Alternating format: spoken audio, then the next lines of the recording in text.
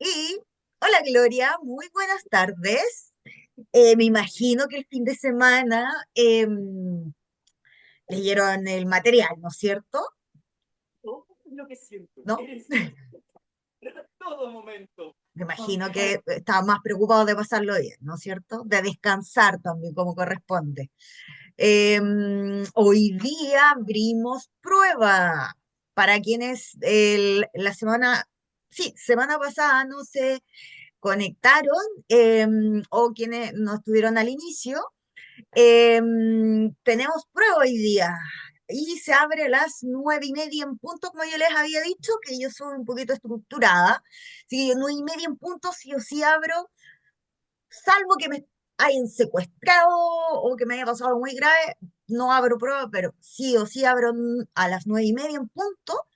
Y generalmente antes de abrir prueba o justamente como en ese ratito, también la clase se sube al aula virtual y a YouTube, ¿ya?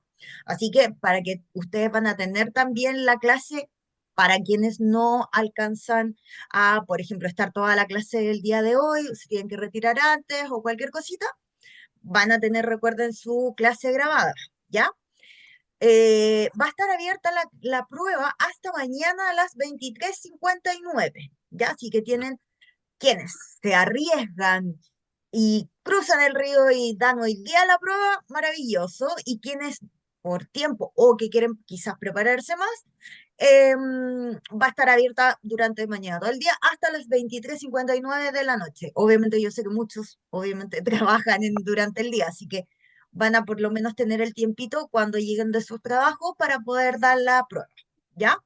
Como les reiteré y les comenté en la primera clase de la semana pasada, que lo ideal es que no falten a sus pruebas, que las den en las fechas a tiempo, porque si se les llegan a juntar dos pruebas que tengan que dar al finalizar el módulo, las recuperativas, es más complejo, porque si no van a estar más nerviosos, como las pruebas se abren solamente por 2 días. Todas las pruebas se abren al finalizar el módulo, se abren las cuatro pruebas, las cuatro evaluaciones, em, por 2 días, ¿ya? Y ahí tendrían que dar las dos pruebas. Y ya generalmente a uno con las semanas se nos olvida la materia, pucha, no se nos va para la memoria a largo plazo, no está tan fresquita, así que como recomendación les digo, no falten para sus pruebas para que así les vaya bien, pues si esa es la idea, creo que les vaya bien. Y de todas maneras, bueno, como yo les comenté que la evaluación 3 y 4 son las que tienen preguntas de desarrollo, de alternativa y de desarrollo, yo las de desarrollo las corrijo. Y yo generalmente ya me acuerdo obviamente de las preguntas, así que igual les voy haciendo ahí sus ayuditas cuando estemos en la clase y diga, atentos aquí, atención, atención, pregunta de prueba, y ustedes ahí marcan inmediatamente qué es la pregunta de prueba, porque esa va a entrar sí o sí, es la que va a estar en la evaluación, ¿ya? Así que para que también, ojo, porque esas ayuditas extra. A, a la mayoría de mis alumnos anteriores, sí, los que estaban atentos, pucha, les dio un Tiene 7, la ¿ya? Porque también obviamente tiene una... eh, Elizabeth, buenas tardes. Parece. Está al frente. Así que De esa, ah, hay un micrófono abierto ahí. sí, pero Camila, no es la porfi, zona ciérreme el micrófono. es de O ella, Karen, la también me tiene que tiene el tener micrófono abierto. de todo tipo de doctores. Y atrás, Karen, Karen tiene, Jara, por favor, ciérreme el micrófono. ¿por qué no donde la Alejandra con la Alejandra? Es que la Alejandra nunca Camila, tiene. ahora, Camila, por favor, ciérreme el micrófono. Ahí sí, ya. Entonces, eso en relación a las evaluaciones, ya, para que estén atentos en ese sentido, ya, así que no se pierdan las clases, obviamente. Las más importantes de las evaluaciones de la 3 y la 4. Y hoy día es la evaluación número 1. Yo sé que es harto contenido, ¿ya? No sé, la verdad nunca he revisado los materiales de las otras clases porque como hago clases en los distintos cursos, no puedo estar revisándolos todos, si no sería locura. Pero siempre de por sí psicología le trae mucho más contenido, pues, mucho más que leer, así que eh, léanselo una, dos, tres veces si es necesario, si necesitan hacer resúmenes, hagan sus resúmenes, destaquen mi forma de estudiar, porque yo tengo que estudiar siempre, constantemente. De hecho, hoy día tuve que dar una evaluación para, yo soy consultora de riesgos psicosociales de ACT, y hoy día me tocaba renovar mi certificación. Y la verdad, debo asumirlo, estuve pimponeando esto desde principio de enero. Y lo pimponeé, lo pimponeé, lo pimponeé hasta que me aburrí, la verdad. Y nada, pues me tocó, hoy dije ya, el fin de semana me puse a estudiar, y mi forma, ojo, porque cada uno tiene una forma distinta y eso es lo importante, que es parte también de psicología, del aprender a conocernos.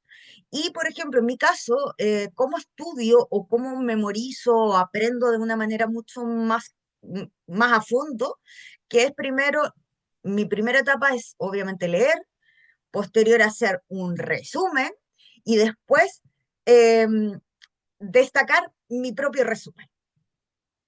Entonces, es la única manera que yo aprendo, soy más de, a medida que voy escribiendo generalmente, es como se me va guardando la información. Sé que hay muchos que somos así. Así que lo importante es que ustedes descubran el cómo pueden aprender mejor, ¿ya? Así que eso, para que estén atentos. Y lo más importante, las pruebas, que a mí también me pasaba en la universidad y de repente cuando me pongo nerviosa en una evaluación, eh, no hago, es leer muy bien los enunciados, muy bien. Es decir, ¿qué es lo que te piden? ¿Ya?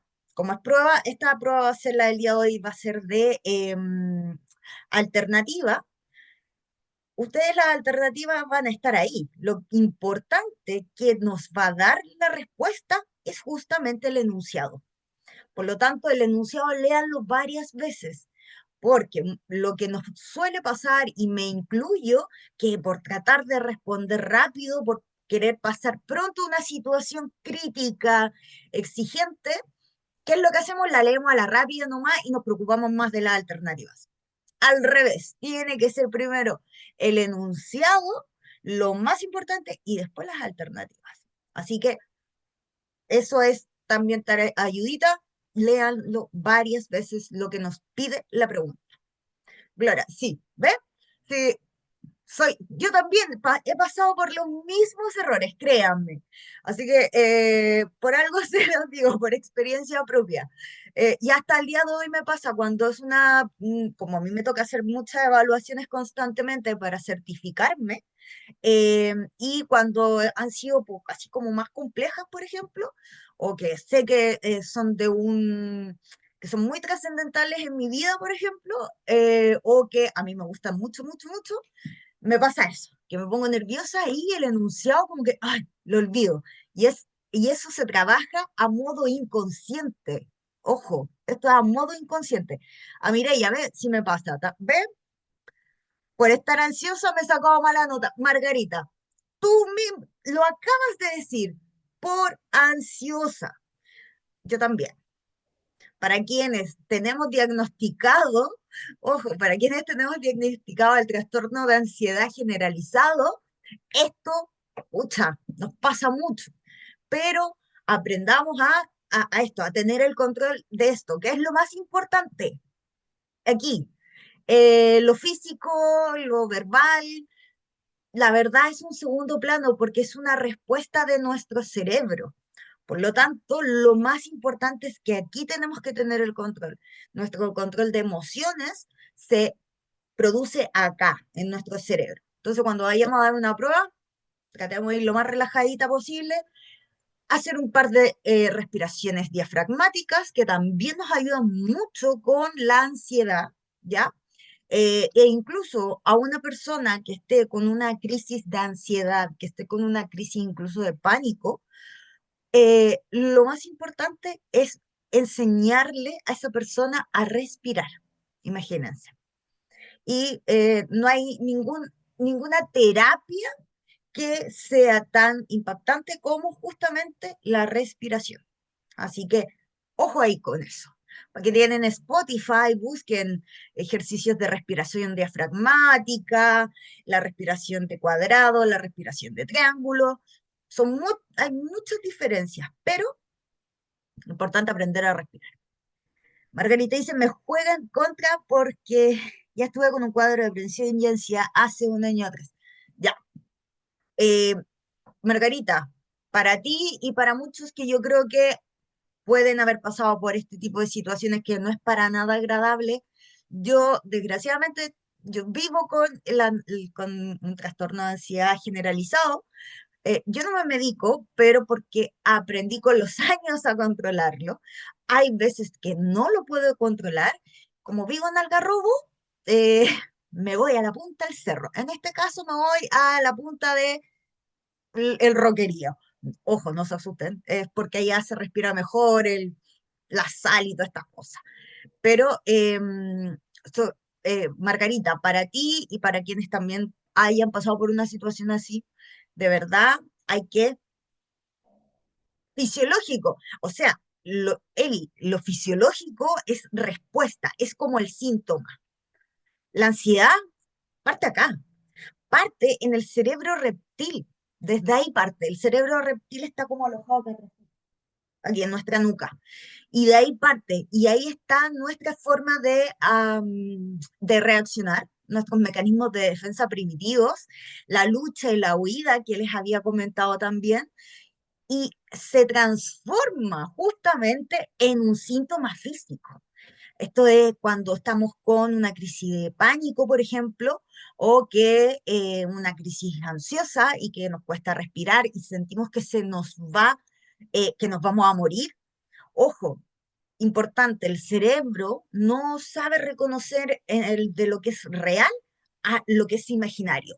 Por lo tanto, en una crisis de pánico, el cerebro, ¿qué es lo que dice? Chuta, me están atacando. Da lo mismo si sea real o imaginario. Para el cerebro es sí o sí esto. Y tiene que protegerse. La forma de protegerse no es la mejor, la crisis de pánico, imagínense. Pero se va a lo fisiológico, como dice la Eli, justamente porque es un síntoma, pero parte de acá. Entonces,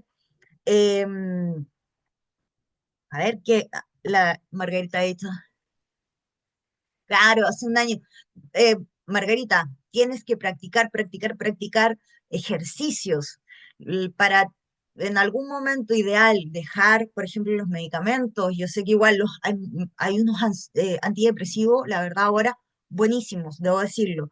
La sertralina, citalopram, son unos antidepresivos que están pero full porque son muy buenos, es decir, tienen muy pocos efectos secundarios. Yo de verdad, sí, yo siempre voy a optar por no medicarme, pero si estoy con una depresión, totalmente nos ayudan a que sea menos eh, doloroso esta etapa.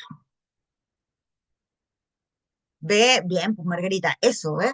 Sí, por mucho cuando nos dicen, se han fijado que cuando dicen, la SU dice, buenas tardes, tengo poca retención con mi memoria, pero manejo bien mi comprensión lectora.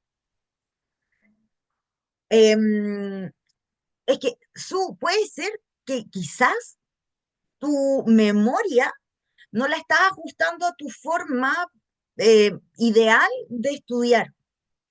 Por eso yo les decía, mi forma de estudiar es haciendo resúmenes, leyendo primero, haciendo resúmenes y destacando después ese resumen.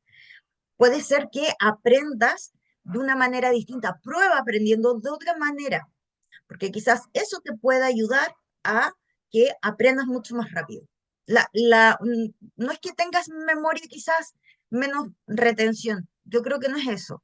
Puede ser que seas hipersensible, puedes que estés, incluso puede ser un TDAH, o sea, puede ser muchas cosas, así que de verdad intenta otro tipo de de estudios, de forma de estudiar. Hay gente que leyendo o escuchando, por ejemplo, aprende perfecto. Yo no, necesito mi memoria idética. Mi memoria idética es, pero así, para mí es necesario la imagen. Eso es, perdón, la memoria idética. La famosa memoria fotográfica que se le dice, esa es la memoria idética. ¿Va? Así que bueno, si me quieren, me preguntan nomás, no hay problema con las mnemotecnias. A mí me gusta también aprender mucho con las mnemotecnias. Uno aprende harto. Así que eso, ya, empezamos. Hoy día nos toca psicología del desarrollo. Me encanta. Me encanta psicología del desarrollo. Sobre todo, ¿por qué? Porque yo siento que son mis padres, hay varios aquí padres putativos y padres que no me reconocieron en algún momento y que son de otras épocas. Ya, perdónenme mi humor un poquito bizarro y negro, pero es que me encantan. Aquí de verdad hay unas teorías que yo las encuentro totales. Obviamente Freud, de todas maneras, y Maslow, por supuesto, la pirámide de Maslow, que Maslow, si bien es antiguo, la verdad, todas sus teorías hasta el día de hoy se siguen enseñando en varias carreras, como en psicología, como en ingeniería, como en administración de empresas, y quizá en cuantas más. Yo sé que en esas sí o sí se siguen se sigue enseñando. Maslow para mí me encanta, me encanta. Y obviamente Bandura, que es uno de mis regalones, ¿ya? Así que hoy día vamos a ver psicología del desarrollo, pero desde la perspectiva de las distintas teorías.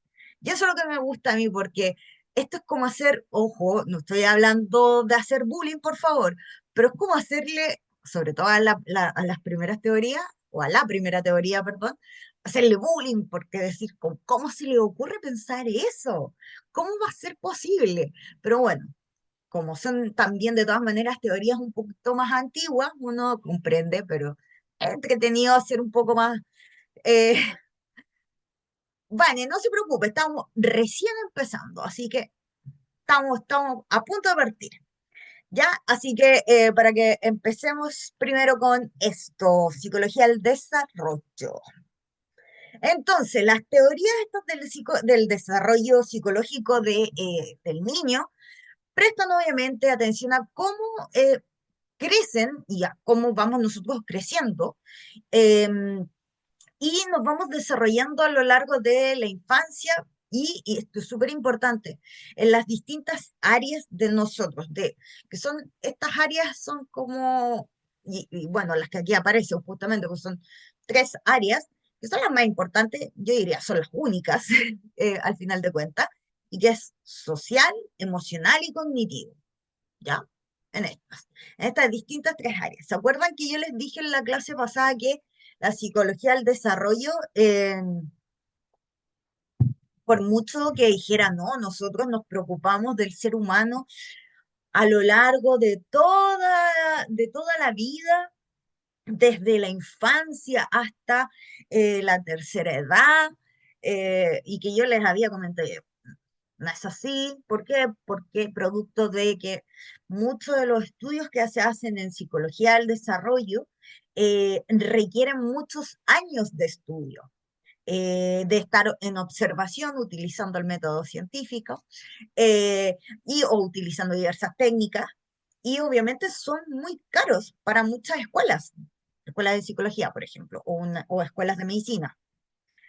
Por lo tanto, la verdad, la mayoría de las distintas áreas, por ejemplo, lo que hacen es centrarse en lo que es la infancia y la adolescencia. ¿Y por qué justamente la infancia y la adolescencia? Porque es cuando nuestro cerebro está en desarrollo, se está desarrollando.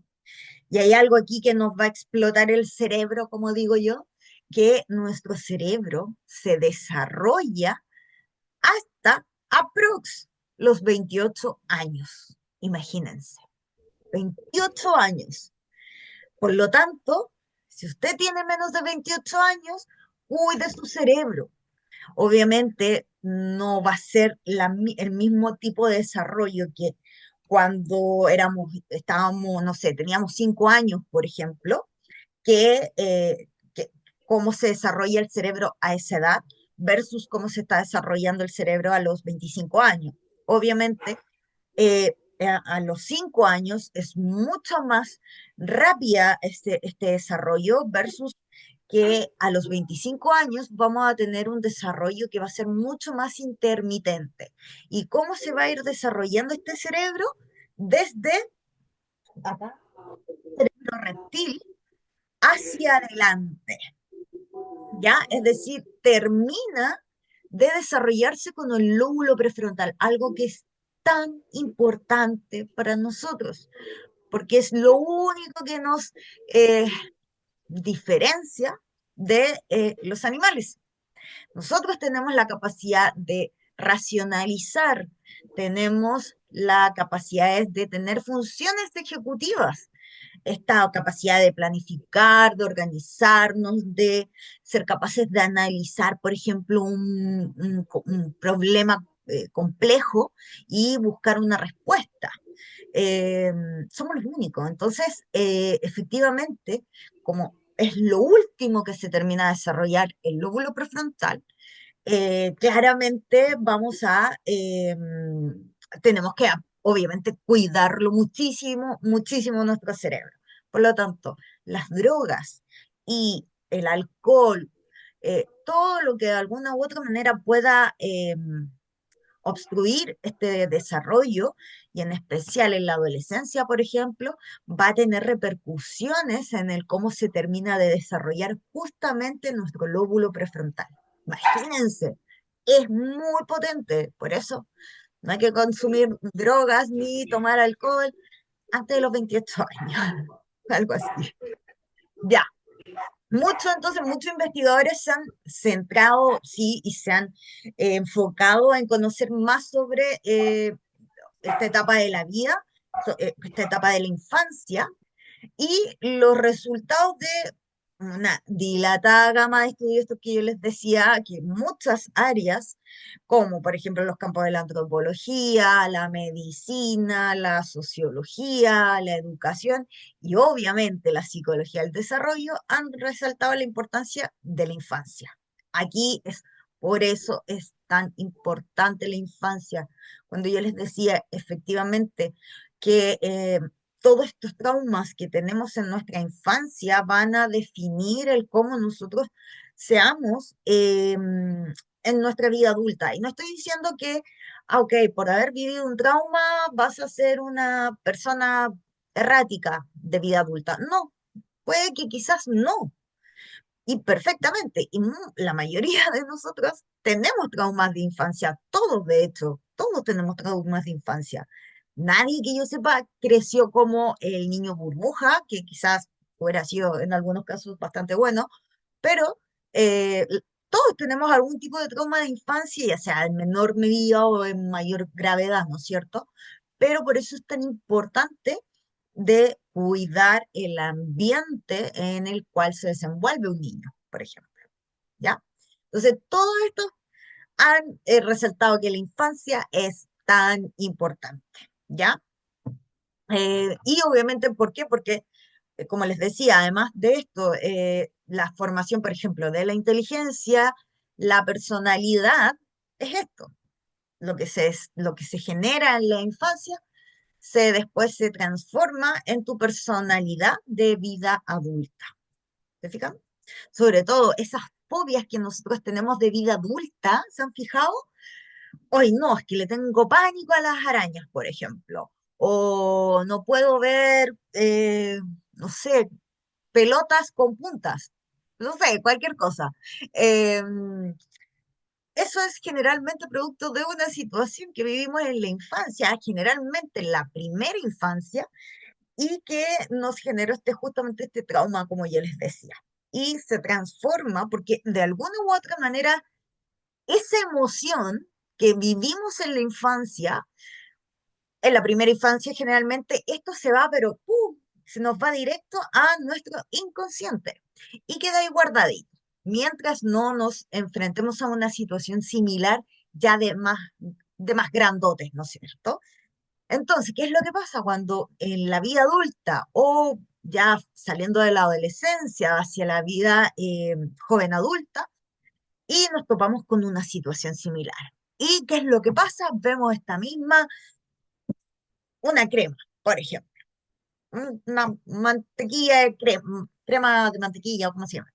Y lo veo de nuevo en mi vida adulta y ¿qué es lo que me va a hacer? Inmediatamente me transporta a mi inconsciente, pero y ve dónde estaba ese error, de alguna manera, o esa situación traumática. Pero ¿qué es lo que hace? El inconsciente va, le dice al consciente, no, no, no, no, estás muy equivocado, cabrito. No puedo dejar sacar este recuerdo porque para ti el consciente, es decir, el aquí y el ahora, es muy fuerte. Entonces no vaya a poder con él. Entonces, ¿qué voy a hacer? Te lo voy a mandar como una fobia. Entonces, ¿qué es lo que yo voy a hacer? No, pero si yo de cuando chico nunca tuve problemas con las cremas en potes, por ejemplo. No, jamás. Yo no sé por qué tengo esta fobia.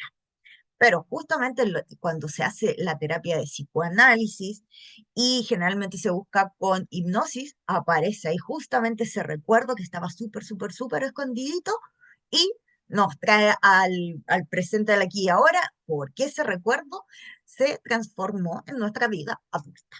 ¿Se fijan? Es heavy.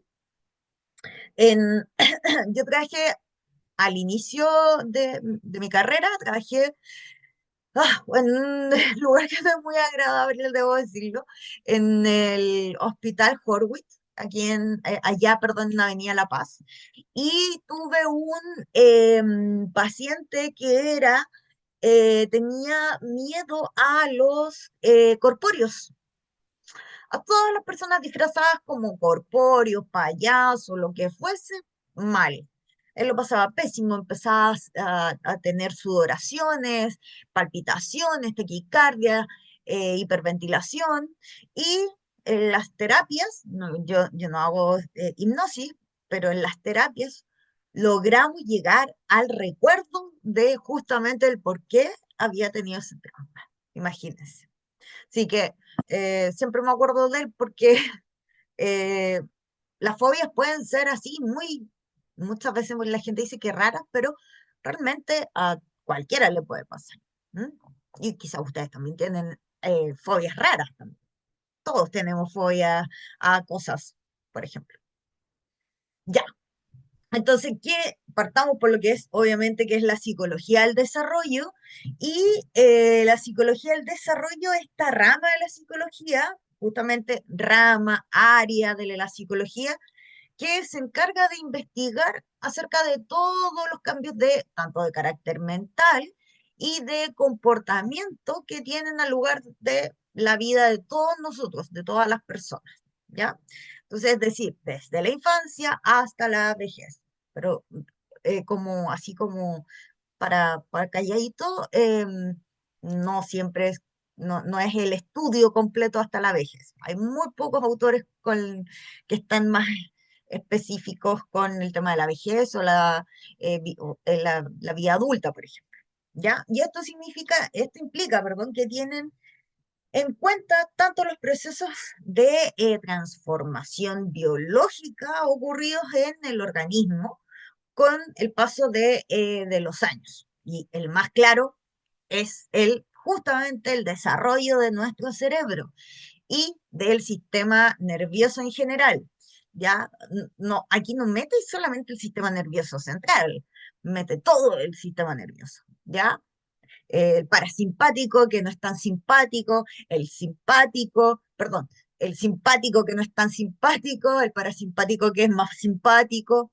Yo así me lo aprendí en la universidad, se los digo, porque tenía un enredo entre el parasimpático y el simpático. Yo le tengo fobia a las lagartijas y todos se ríen de mí. ¿Pero por qué se ríen de ti? No, a mí igual me dan cositas, no tengo fobia, pero sí me dan cositas las lagartijas. Uy, sobre todo cuando uno las ha tocado y son heladas, uno no entiende eso. Em, Mira, puede ser, efectivamente, ya, si te paralizas, sí, Eso es fobia. Ojo, porque mucha gente dice, ay no, yo le tengo fobia a los ratones, yo le tengo fobia a esto. Pero los síntomas, uno de los síntomas es justamente eso, el paralizarse. Otro es la taquicardia, una crisis de pánico, desmayos. eh, Cuando altera esta fobia, o sea, perdón, cuando altera tu vida, es porque sí, realmente es una fobia. Eh, Sé que no hacen nada, pero es algo que no puedo controlar y lloro desconsolada. Justamente, es eso. Miriam, lo más seguro es que sea una fobia. Así que si tienes oportunidad en algún momento de ir a quizás alguna terapia, hazla totalmente. Psicoanalista. Eso sí, tienes que buscar un psicólogo psicoanalista, importante. Mireia dice, yo a los ratones, náuseas, wow. También, síntomas de fobia, llorar y paralizarse. Justamente, se fijan que sí, esos son síntomas justamente de fobia. Esos síntomas, para que lo tengan claro, esos síntomas, si alteran tu vida o tu vida cotidiana más bien, es porque realmente tienen un componente de fobia, de todas maneras. Con las inyecciones me desmayaba. Eh, a mí me bajaba el azúcar, digamos. Eh, pero ya aprendí. eh, con la inyección. Pero puede ser que allá, eso habría que entrar a picar un poco más, Karen, porque puede ser también un miedo lógico con el tema de la aguja, ¿eh? Pero ahí va a depender, obviamente, como les decía, depende de los síntomas, muchas veces. Cuando hay cierta cantidad.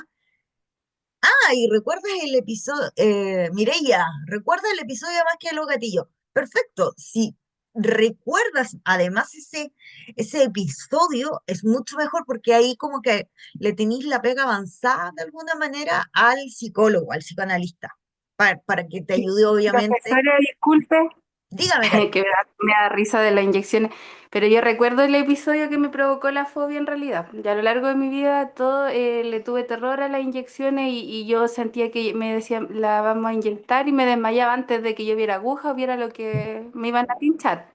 Entiendo. Pero a mí me hicieron muchos test cutáneos cuando yo tenía 5 años. Ok.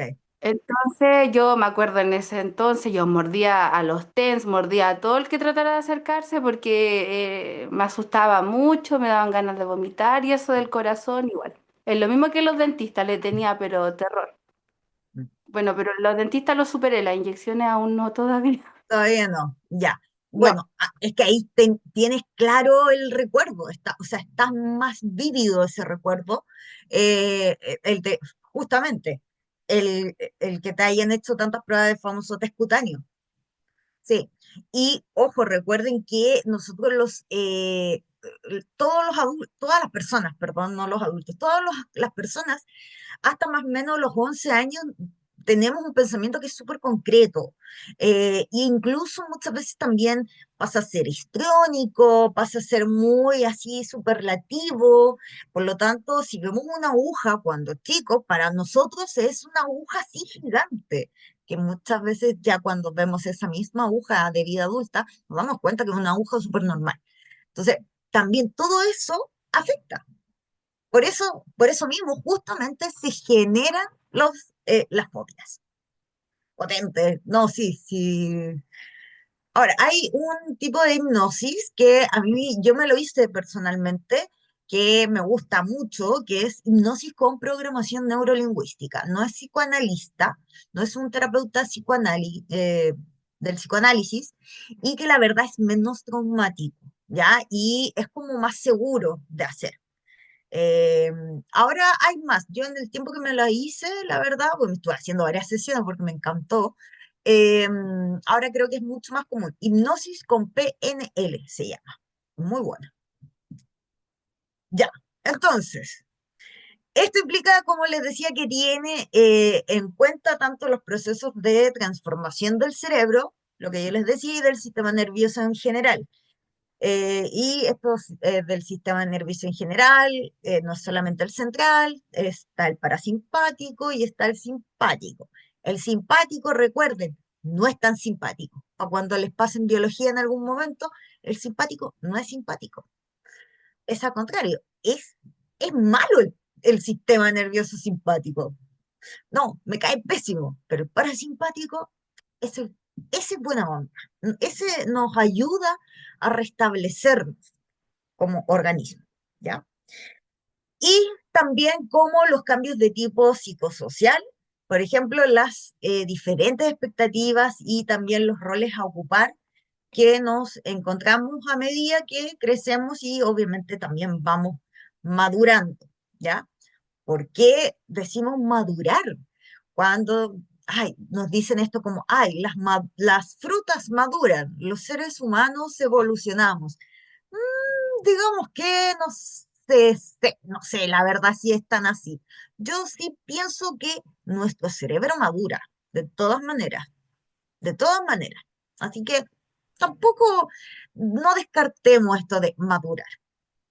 Y aunque técnicamente, aquí es lo que yo le estuve comentando, aunque técnicamente la psicología del desarrollo estudia todas las etapas de la vida, en la práctica pone mucha atención en la infancia y en la adolescencia. ¿Y por qué?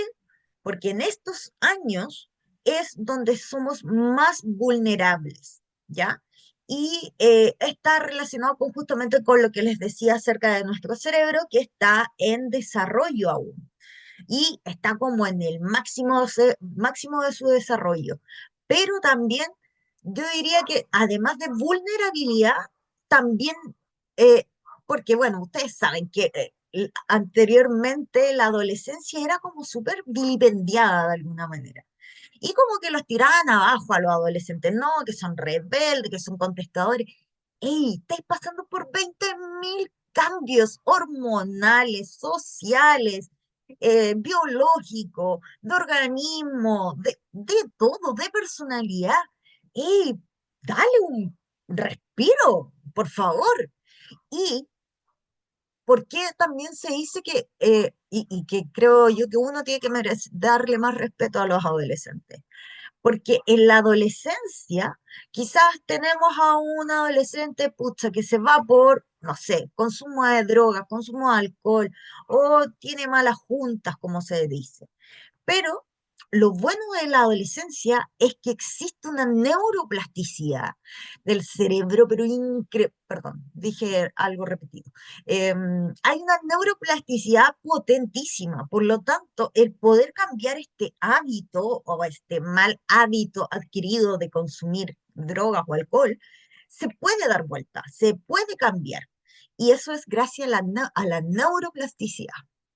¿Se fijan? A diferencia, por ejemplo, de una persona que consume drogas a los 50 años, que va a ser más difícil, no significa que no va a lograr hacerlo, es decir, dejar, por ejemplo, alguna droga. Pero obviamente en la adolescencia es más fácil poder mejorar la vida de un joven. ¿M? Eso gracias a neuroplasticidad, imagínense. Ahora, ¿cuáles los aspectos del desarrollo aquí son los que vamos a ir viendo en relación justamente con estas distintas teorías que yo les estaba comentando al inicio, que decía que para poder simplificar el análisis de las etapas del desarrollo, porque igual no deja de ser complejo esto.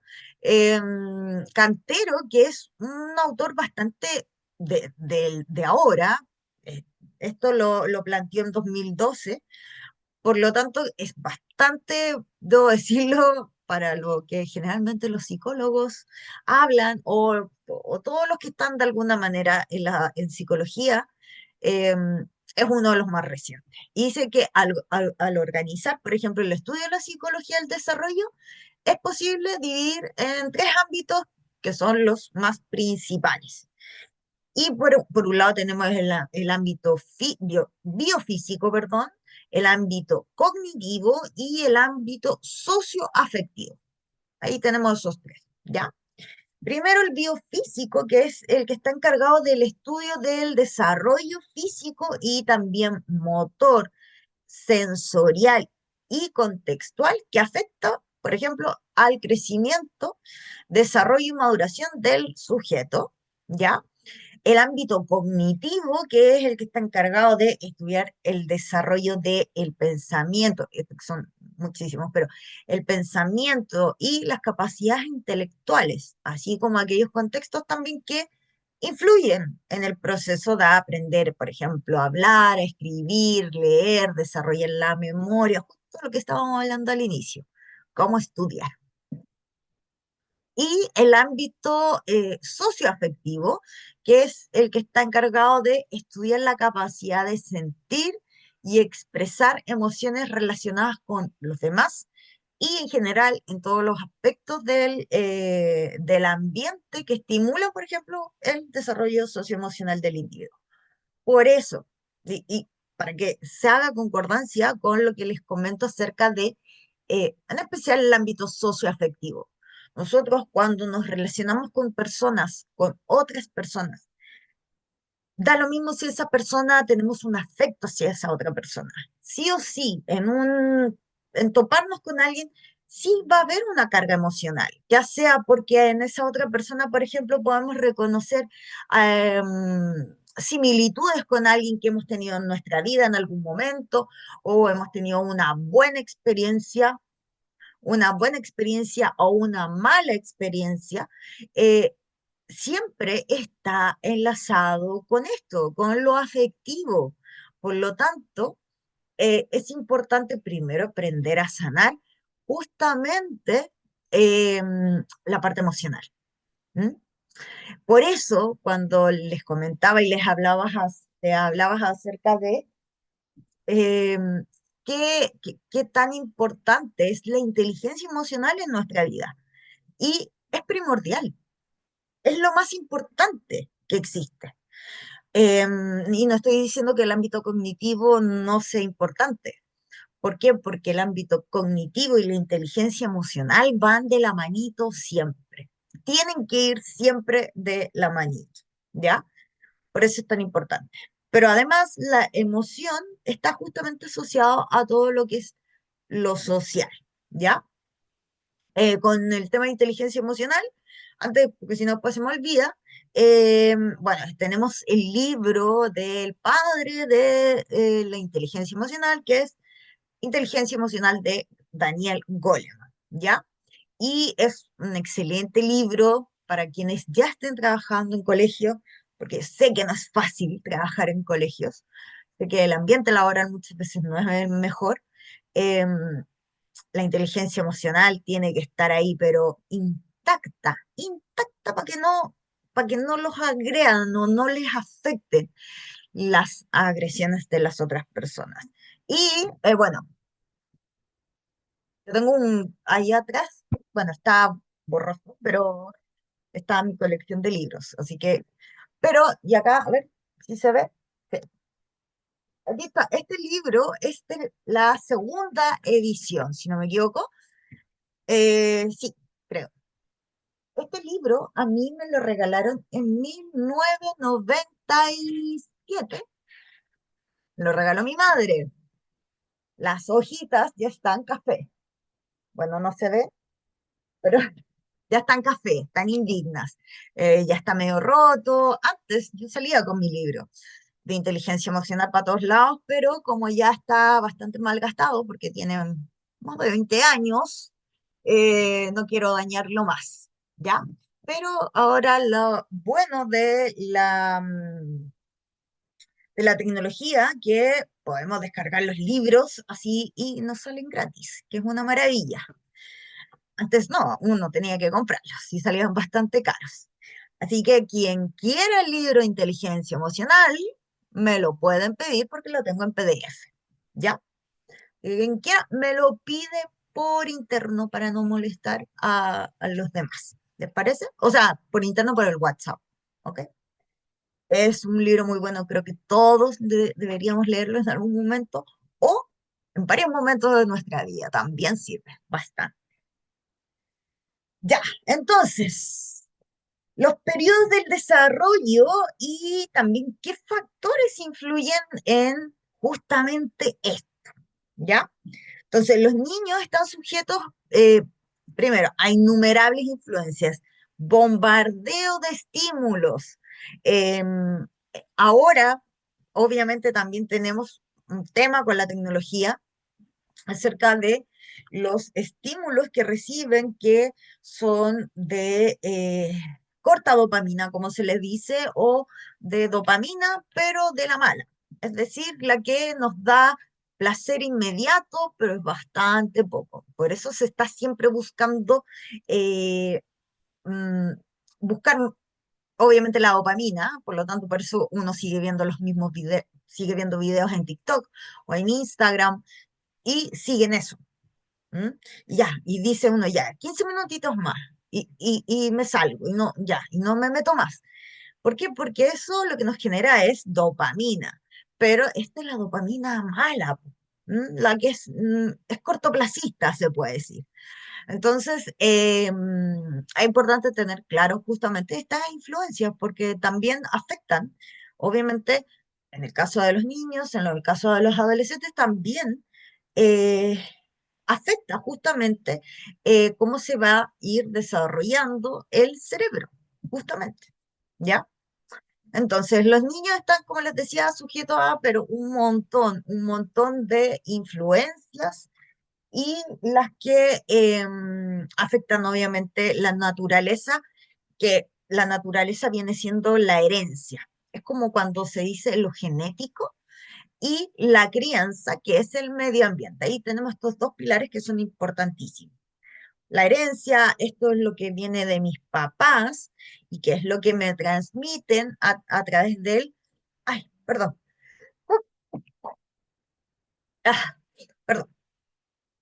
Y es lo que me transmiten mis papás a través del material genético, ¿no es cierto? A través del ADN.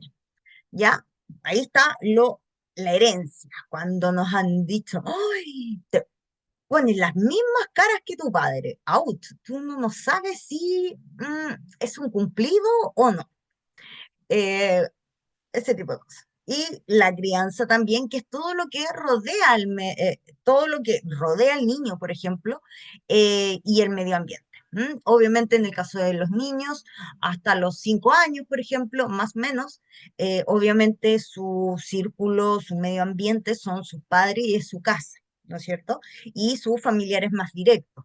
Em, pero no hay mayor contacto, por ejemplo, con la sociedad o con otras familias, es más difícil, y que sean estas obviamente más constantes, ¿ya?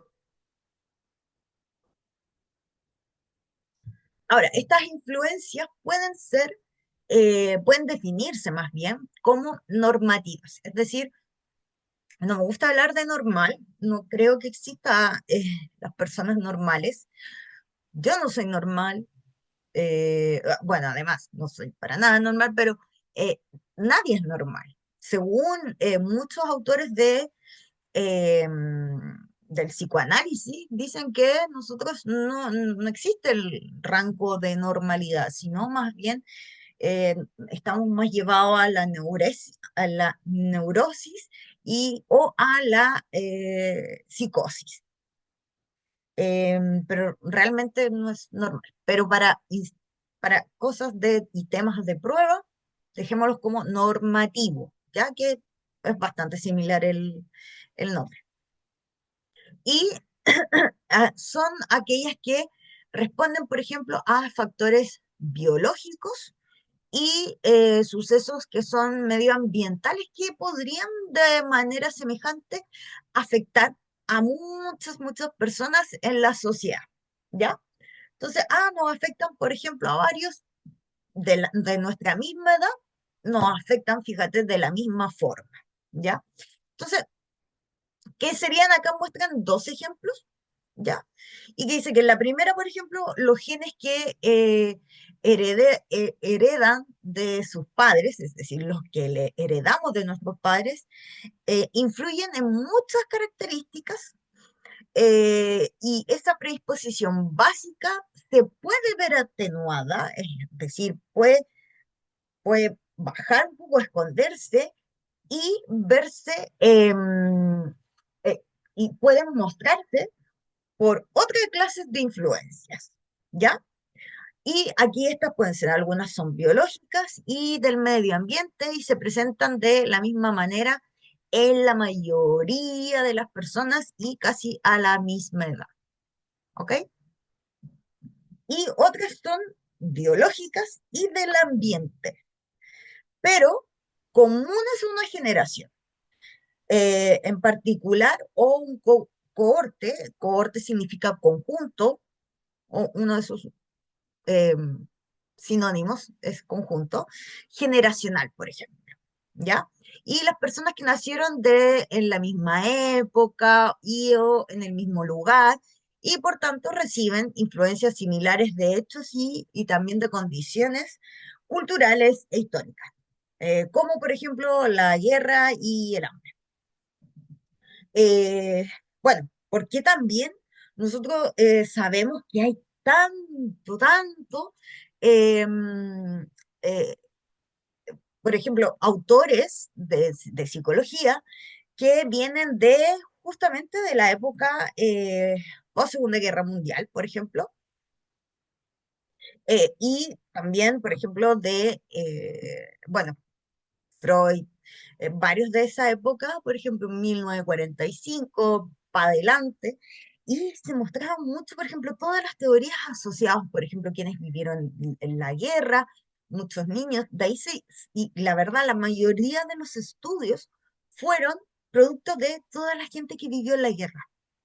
Cuando sucedió lo si no me equivoco, fue lo de Vietnam, perdón si o sí, lo de Vietnam, la guerra en Vietnam, em, también apareció en el caso de los soldados el trastorno de estrés postraumático y se hizo justamente producto de estos efectos secundarios que hasta el día de hoy los soldados que van a una guerra y vuelven, empiezan a tener estos tipos de síntomas. Uno de esos son los flashbacks, es decir, recuerdos de la situación traumática que vivieron en la guerra.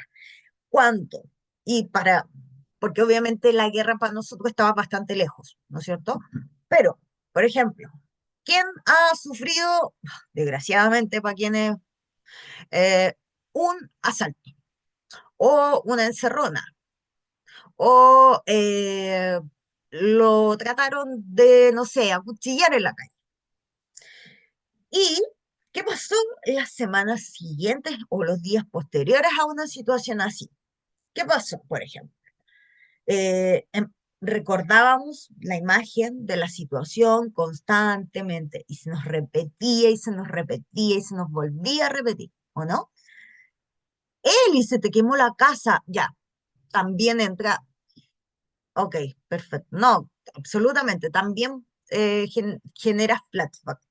Eh, wow, qué potente. Em, bueno, eso, por ejemplo, situación traumática va a generarme eh, en el jardín donde trabajo no hubo una balacera fue horrible. Ya, ahí sí se fijan, ¿ven? Elizabeth que comenta que se le quemó su casa, es lo mismo, es una situación traumática. Y esa situación traumática, ojo, cuando se transforma en un trastorno de estrés postraumático, porque uno puede tener, por ejemplo, síntomas de estrés postraumático, que eso es totalmente normal frente a una situación crítica, ¿ya? Frente a si se me quema la casa, frente a si también la balacera, por ejemplo, puede ser. Y tiene una cantidad de tiempo que dura, ¿ya? Posterior, obviamente va a depender del grado de la situación traumática, es la cantidad de tiempo que van a perdurar estos flashbacks, estas ganas de llorar o que te paralizas. Son varios síntomas, ¿ya? Entonces va a depender del grado de, obviamente, de situación traumática que vives para que va a ser el tiempo que puedas estar recordando o con estos síntomas.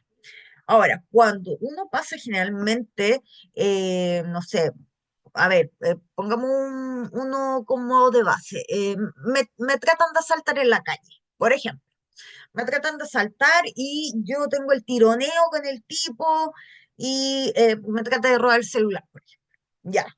Y eh, esta situación me queda en mi cabeza, se me repite, se me repite, se me repite. Los primeros 2 días, por ejemplo, se me va a repetir, pero durante todo el día. Y voy a tener ganas de llorar, y me voy a angustiar, y me va a doler el corazón muchas veces, todo eso. Pero a medida que van pasando los días, estos flashbacks que se llaman, que es el recuerdo de la situación traumática, se va a ir desapareciendo. Va a ir cada vez, el recuerdo va a ser menos constante. ¿Ya? Ahora, si este recuerdo, por ejemplo, de este intento de asalto, por ejemplo, se me extiende más, por ejemplo, en este caso debería ser más, máximo un mes, más o menos. En ese caso, ojo, estoy hablando solamente del caso de intento de asalto, ¿ya? Más de un mes, ya podríamos estar hablando, y sí, solo y sí, estas imágenes, estos flashbacks, no paran en la cantidad diaria y que me generan síntomas de angustia, de ganas de llorar, de hiperventilación, se mantienen en el tiempo, duran más de un mes. Podríamos estar hablando de un trastorno de estrés postraumático, ¿ya? Para que sepan. Entonces es súper importante tener claro, no todos van a durar la misma cantidad, porque va a depender de la situación crítica que hayan vivido. ¿Ok? Entonces, justamente estos los factores que influyen en nuestra vida de de cualquier forma nos afectan, justamente nos afectan. Y no van a afectar para bien o para mal.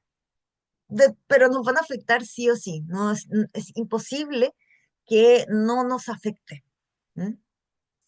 Y por último, existen hechos pocos usuales, a diferencia de los anteriores, que eran normativos, que eran más recurrentes, digámoslo así, más recurrentes, estos son hechos poco usuales, ¿ya? E inesperados, que no le ocurren a la mayoría de la gente, pero cuando se presentan, tienen un impacto importante sobre la vida de la persona.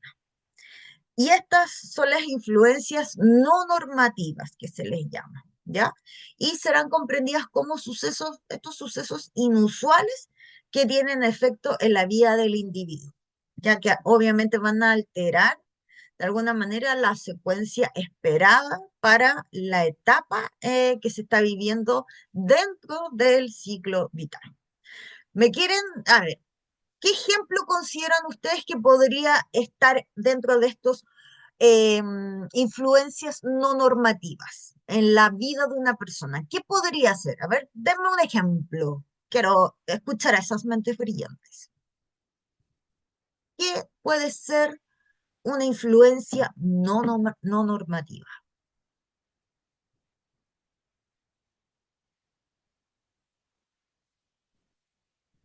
Yo tengo varias y la verdad, cada vez que digo las que yo pienso, después me siento mal, porque la mía, recuerden que yo soy psicóloga forense, entonces las mías son bastante más oscuras.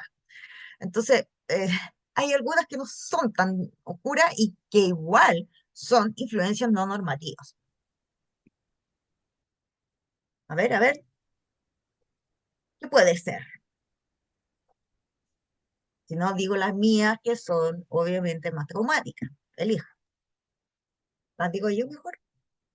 A ver si se les ocurren otras. Por ejemplo, eh, un niño o algún adolescente que haya sufrido de abuso sexual o violación. Eso, por ejemplo, es una influencia no normativa. ¿Mm? ¿Por qué? Porque no le pasa a todas las personas, ¿ya? Pero, Perder a los Mire, dígame, perder a los papás en la infancia. justamente, muy bien. ¿Ve? Debería haberla dicho antes que la mía porque ahora me hace sentir pésimo yo. Pues, las mías son más oscuras, pues, ¿ves? Perder justamente a los padres o un ser querido también. ¿M?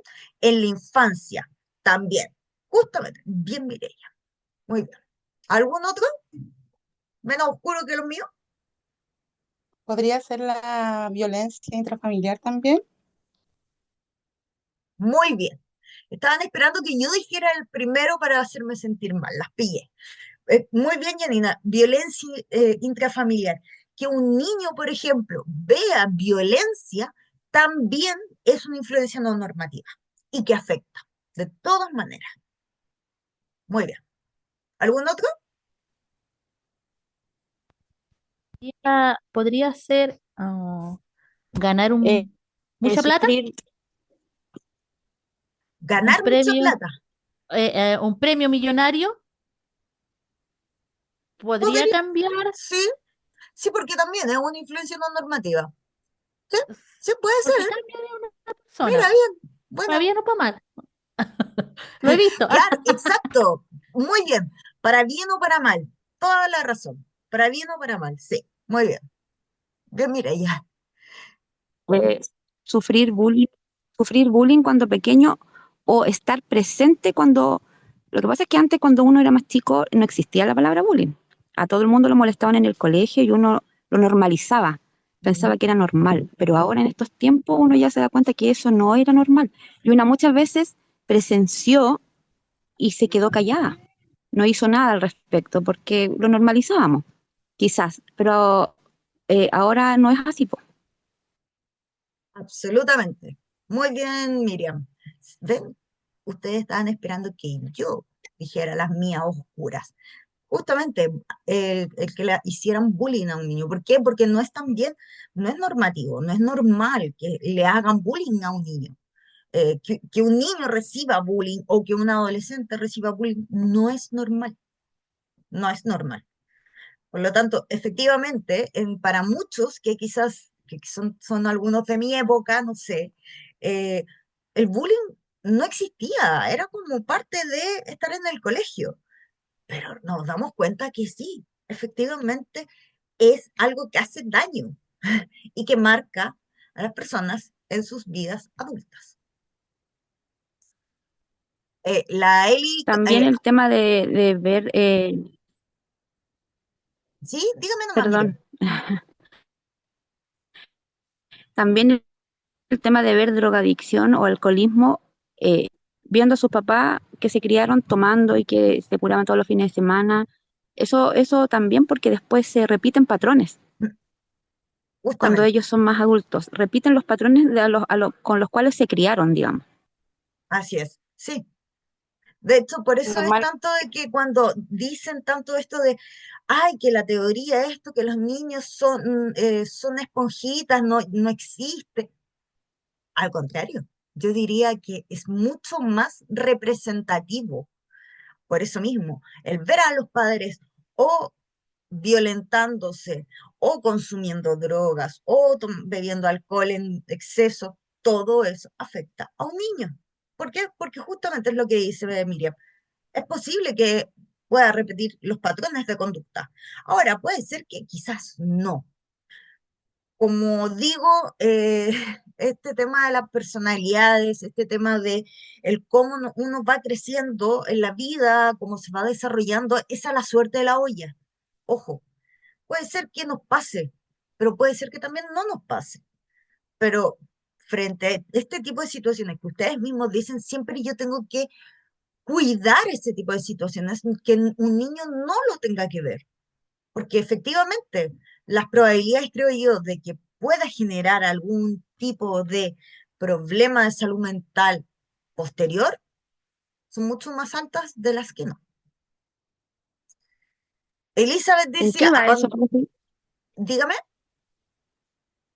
¿En qué va eso? Porque, por ejemplo, yo personalmente me crié, mis papás tuvieron negocio de alcoholes 39 años. Yo me crié metida dentro de una cantina de un restaurante donde vendían la típica caña, y donde siempre habían curados, siempre había gente borracha. Yo y mis hermanos nos criamos en eso, yo soy la más chica de 5 hermanos, y nos criamos toda la vida en ese ambiente, toda la vida.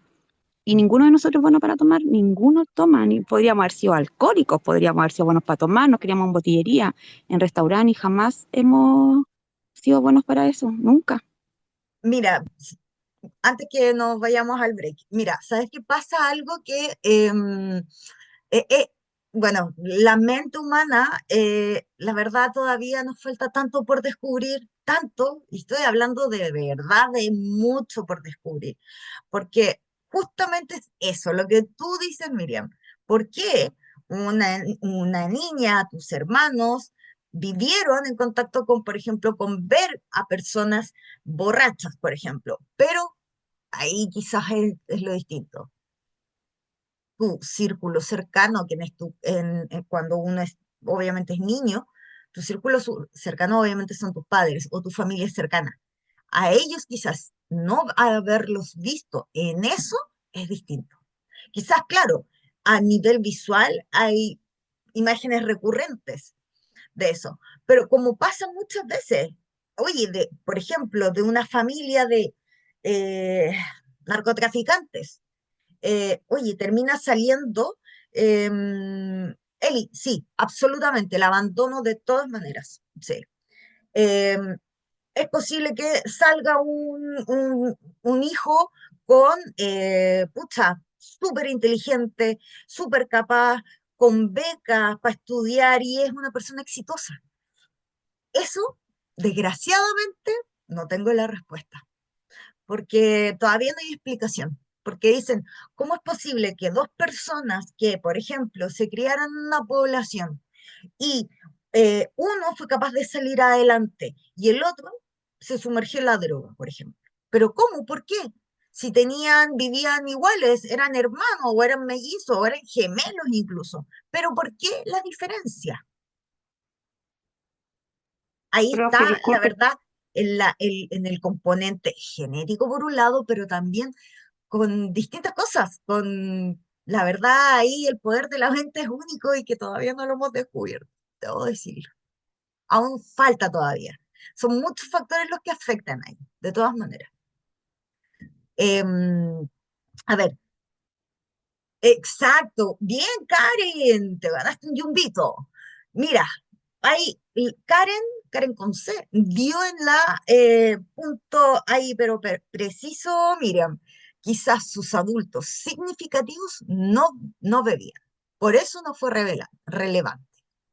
Perfecto, Karen. ¿Sí?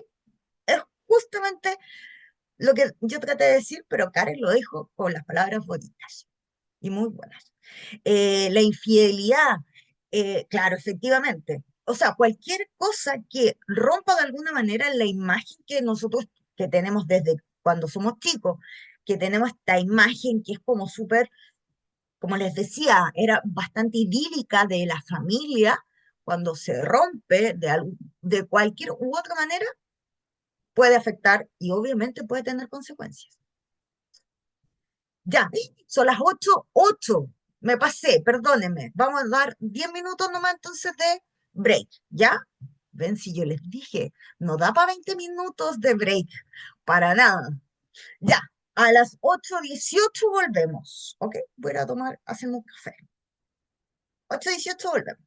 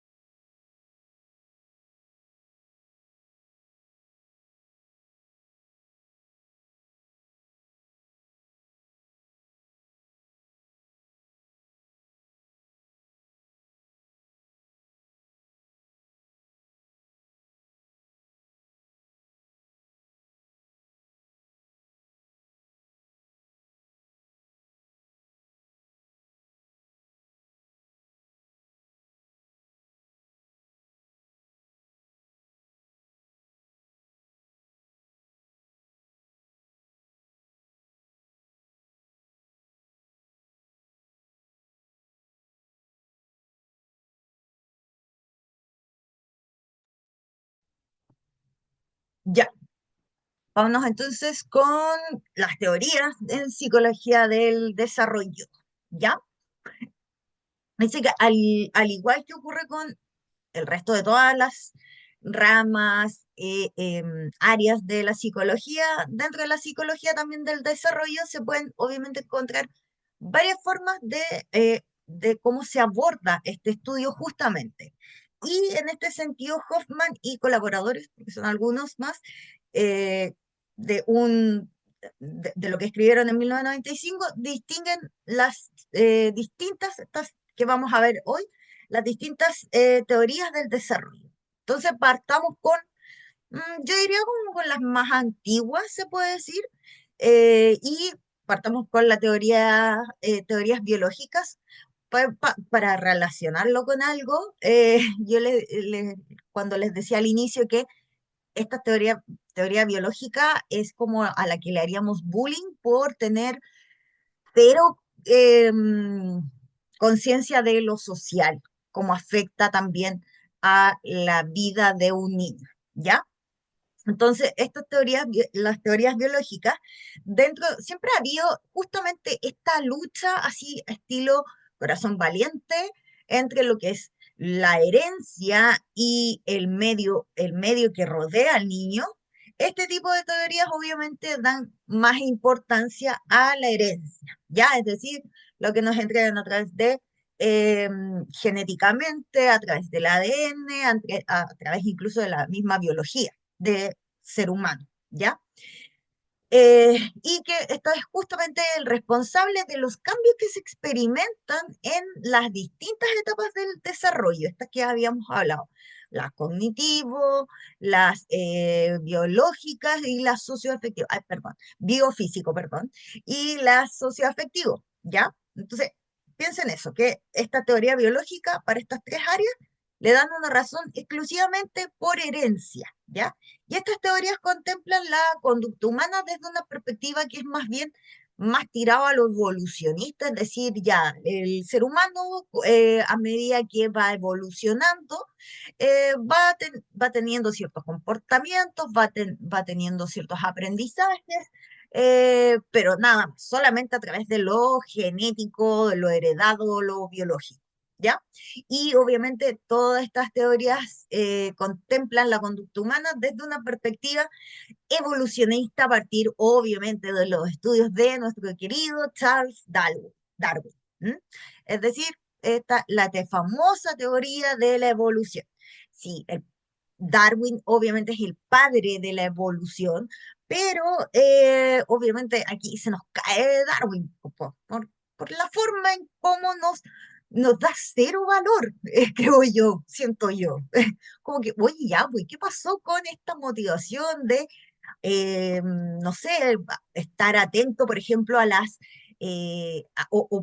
o caracterizarme por las cosas que me gustan y ponerles mucha más atención frente a los estímulos, por ejemplo? No, aquí dice no, oye, solamente porque a medida que tú vas pasando por ciertos procesos, que son justamente de la biología del ser humano o que son la herencia de tus antepasados, por eso tú vas a avanzar, ¿ya? Obviamente nos damos cuenta que eso no es solamente lo único que importa. Y tenemos aquí dos teorías, pero que son la primera que yo digo, no, a esta, recuerden, le haríamos bullying, ¿ya? A esta teoría de la maduración. Y que dice que las teorías de la evolución, de la maduración, perdón, dice que consideran que el desarrollo está dirigido desde el propio individuo, ¿ya? Desde el propio individuo solamente, desde su propio proceso de maduración, ya, así, heavy. De tal manera que el individuo va a desarrollar las capacidades, por ejemplo, según el momento del desarrollo en que se encuentre. Por lo tanto, ya, a los año punto 5 meses de vida, tú tienes que decir papá, mamá, árbol, casa, ¿ya? Y eh, lo vas a decir, ¿por qué? Porque es tu proceso, justamente en ese momento. Eso se tiene que cumplir, nada más, ¿ya? No por la estimulación que se le hace a un niño, no por la motivación, no porque sus padres están preocupados de entregarle herramientas o entregarle conocimiento, no, por nada, solamente desde él, desde su centro, de nada más, ¿ya?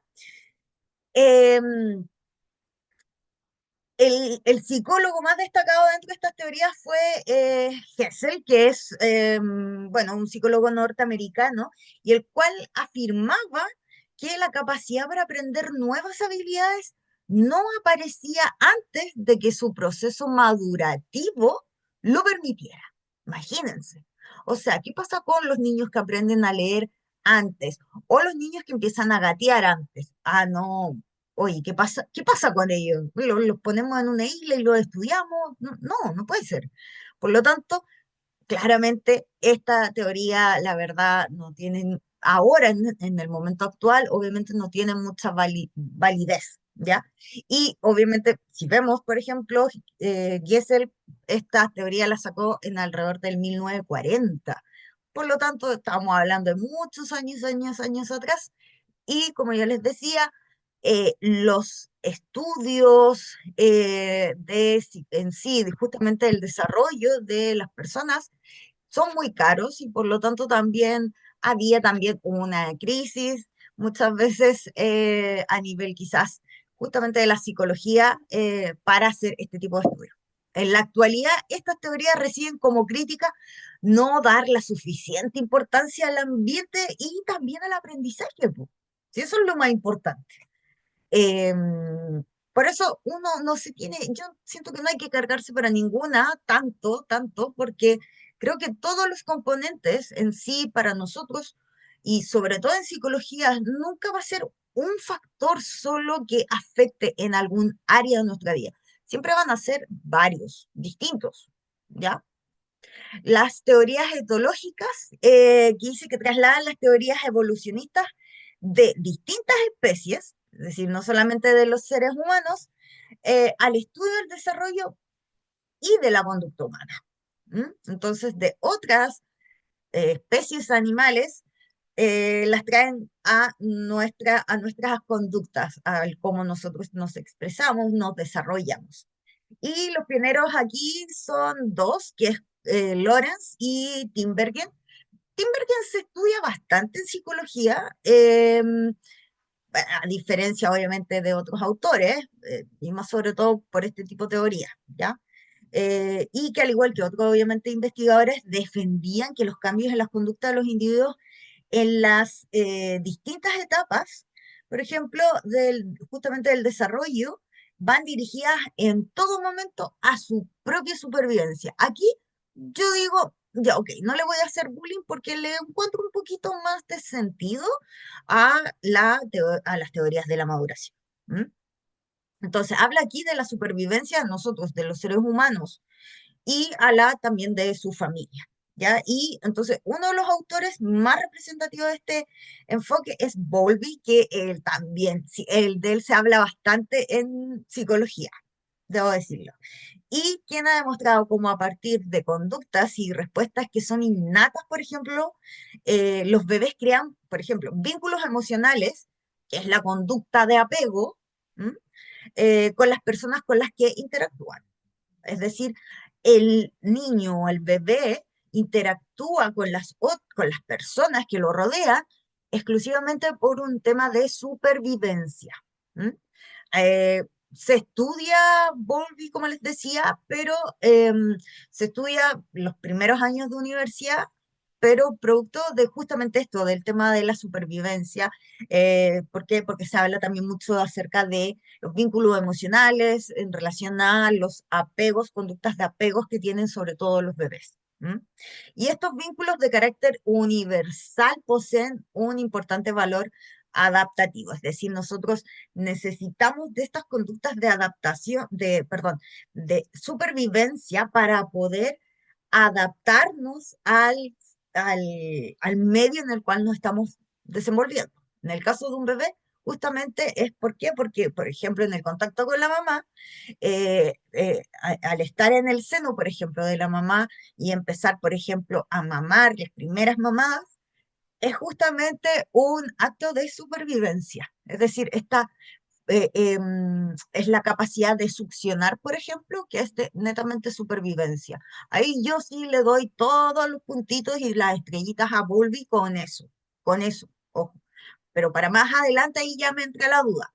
También es una teoría un poquito antigua, porque esta es de 1976, ¿ya? Pero aún así se sigue estudiando Bowlby. Mis favoritas, una de mis favoritas, debo decirlo, las teorías psicodinámicas, gracias a quién son, obviamente, de mi padre no reconocido Freud, absolutamente. Estas teorías, obviamente, surgen de las reflexiones del psicoanalista vienes Sigmund Freud sobre la motivación humana y su estrecha vinculación con el desarrollo sexual. Esto de cuando dicen, no, Freud es puro sexo, sexo, sexo, sí, no les voy a mentir, en gran parte es eso.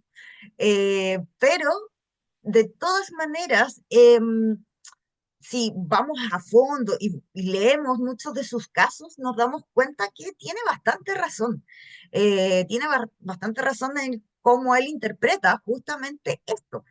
Entonces, efectivamente, cuando nosotros hablamos de este tema sexual, que es como, ¿y por qué es sexual? Porque viene siendo, y para la verdad, hasta el mundo, para el mundo, incluso hasta el día de hoy, el tema sexual sigue siendo un tema relativamente tabú.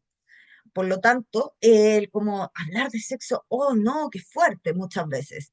¿Y por qué? Porque está asociado con los deseos más intensos, internos de los seres humanos. Entonces, Freud habla mucho acerca de esta dualidad o más bien pelea constante del ser humano que busca su placer constante versus al cómo se tiene que mostrar en la sociedad. Imagínense. Entonces, interpretan el desarrollo humano, estas teorías psicodinámicas, teniendo en cuenta en todo momento las demandas sociales que nos rodean, enfrentados con los instintos humanos más básicos, que es lo que les comentaba, acerca de estos como deseos sexuales versus lo que la sociedad nos impone como tal. ¿Mm? Salió en alguno de los canales de streaming, salió una serie, si no me equivoco, una serie, una película de Freud. No la vean porque fue malísima, nunca lograron llegar a lo que realmente es Freud y cómo él realmente interpretó los estudios que hizo, el análisis que hizo con sus pacientes. Yo diría que el 99% de sus libros y sus estudios y sus casos fueron en base a casos reales, solo eso. O sea, por ejemplo, el caso de Ana O, que es acerca de muchas veces, de justamente lo que habíamos hablado hace un ratito, acerca de las fobias, por ejemplo, eh, el caso de el pequeño Hans, que desde ahí se saca la teoría del pequeño perverso polimorfo, que está justamente asociado a las teorías psicosexuales de Freud, total.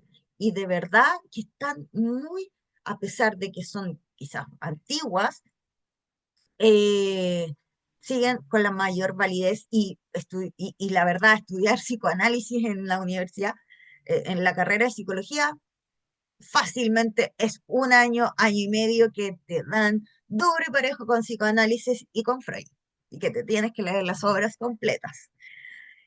Por lo tanto, em,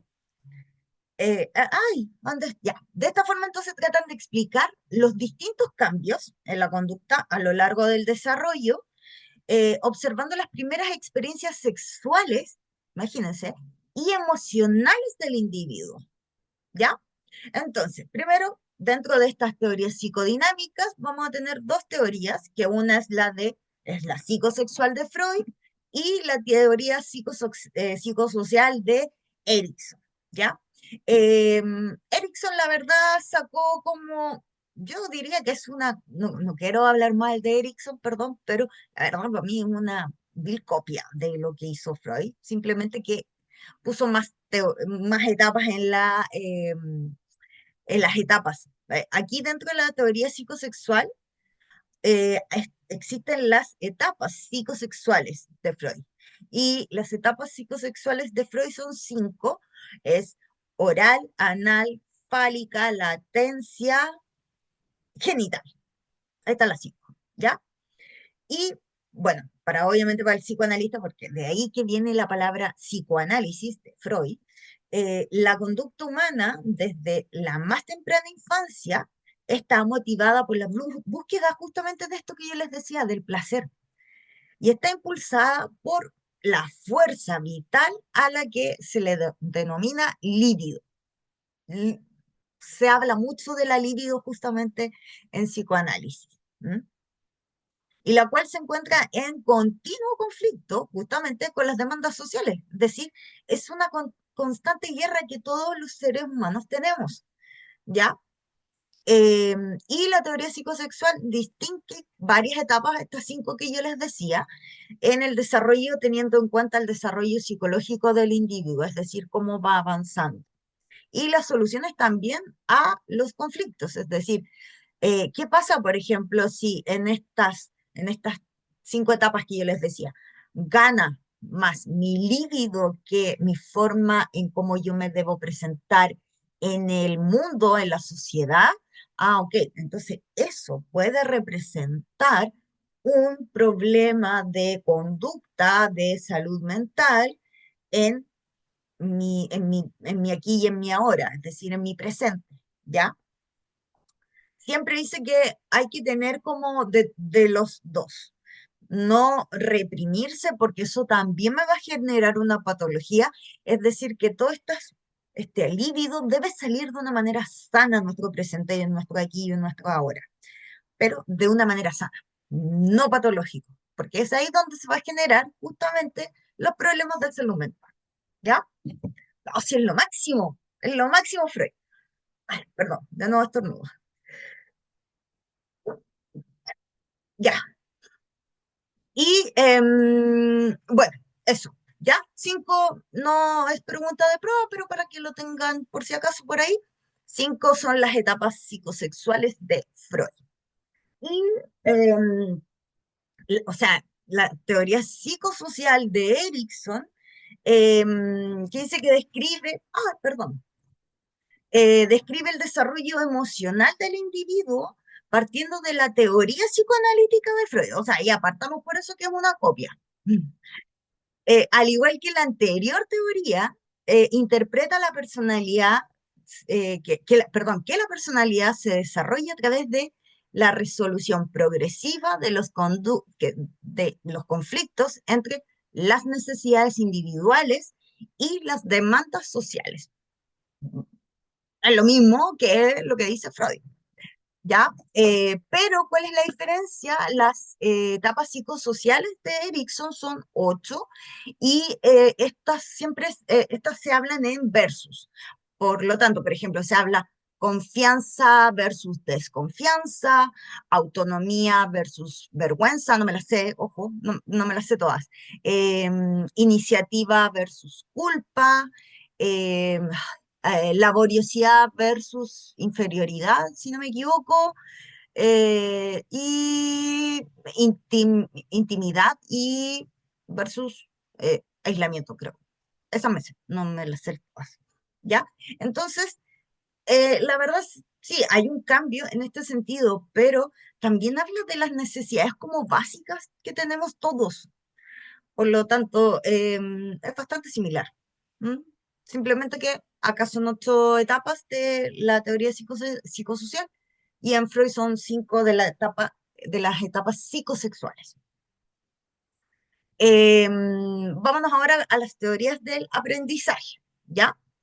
Del aprendizaje, aquí también aparecen uno de mis favoritos, no, 2 de mis favoritos también.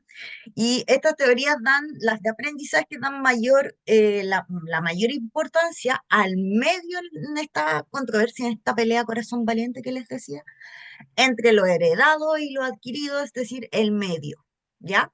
Y mientras las anteriores, las teorías psicodinámicas y las teorías biológicas, que le daban la importancia más al ser humano, interno y a sus necesidades.